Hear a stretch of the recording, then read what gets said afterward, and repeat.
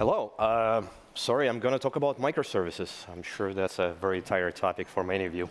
But what I'd like to talk about today is how to conquer some of the really nasty side effects of the dependency hell that many of you have experienced, I'm sure, in the past, and how to create a model for sort of regulated consumption of microservices so services can be consumed and shared in a way that's managed and controllable.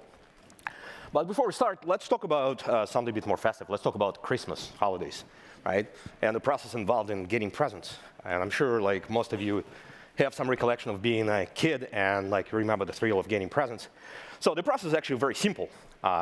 You basically think up of what you want, and like sometimes you like write a little scroll that your parents find and like evidently pass to Santa Claus, and eventually it all results in the package being under the Christmas tree or whatever the symbol that you use for holidays, and the present's inside, you open it with excitement and everything is good.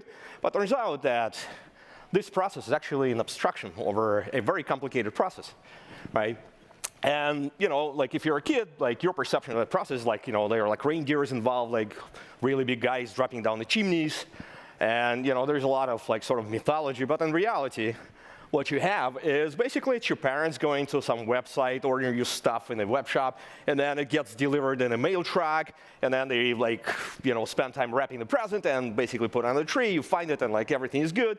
And the further reality is like even the web store is an abstraction, right? Where like it basically hides the complexity of the implementation of like, forklifts, airplanes, people moving things, and like a lot of like really painful things that are really difficult at scale. Right? And even what store you get it from. Like you might actually go to a store and like there are like, it's a front for multiple vendors or merchants. And it doesn't really matter where it comes from, right? But when it comes to microservices, we're always thinking about like, what is the precision, right? What exactly the thing that I depend on? How do I configure something in a way that's really super precise, right? But the best system at the same time is a system that basically hides all of the implementation operational detail, like deep inside it. And the consumer of that system, like a service or a human or another machine, doesn't really need to understand how it works. Right? We have to completely obfuscate how resources are allocated and how inner workings are in that specific system. Right? So if you look at sort of a poor guy that controls a service, he knows what the service is made of. Like he understands what the code is, he understands the general behaviors, how to bootstrap it, how to assemble all this stuff. He also has a good idea of what the immediate dependencies are. Like I know like that I have like some like ad injection service, or I have like some data store I depend on, and like I don't really have to think very hard to identify those things. But also, as a developer or a service owner, really understand what happens when others want to consume my service, right? Like how I want to allocate resources to them, how I want to change my state, and how I want to affect things down the dependency line, right? So, for example, given the diversity of potential consumers that can come to my service and rely on it, I can basically allocate resources in a way that satisfies that specific type of consumer. And how do I know that? Well, I don't have to understand all of the individual instances, but I can understand the categories and types of services that depend on me and specify the rules that basically, for example, in this case, allocate a specific cluster to the consumer that performs whatever function my service performs.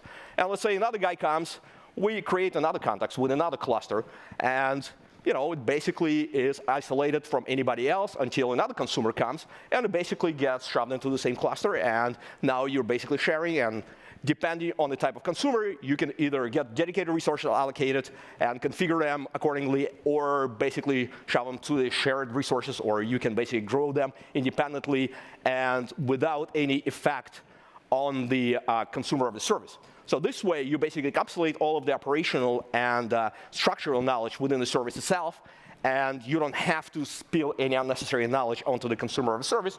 So this way, like whoever is using your stuff does not have to really worry about the tedious implementation detail of how to basically allocate resources within the stuff that you wrote and own. So basically, you have a guy who owns it, and he's got all the expertise. Like, who knows better how to run the service? Like, you, a consumer, or the guy who basically wrote that stuff and operates it? So what it provides you is a model where you have A bunch of different people that can work together synchronously, can provide pieces of the puzzle together and basically crowdsource the larger application view without any sort of need for the grand architecture knowledge. And they can all fill in their parts of the system, create dependencies, and then allow experts who understand security, who understand compliance, who understand various forms of like operation regulations to specify things in ways that are specific to given environments. So again, developers don't have to focus on understanding individual places where the code can run. Right. So why is it important?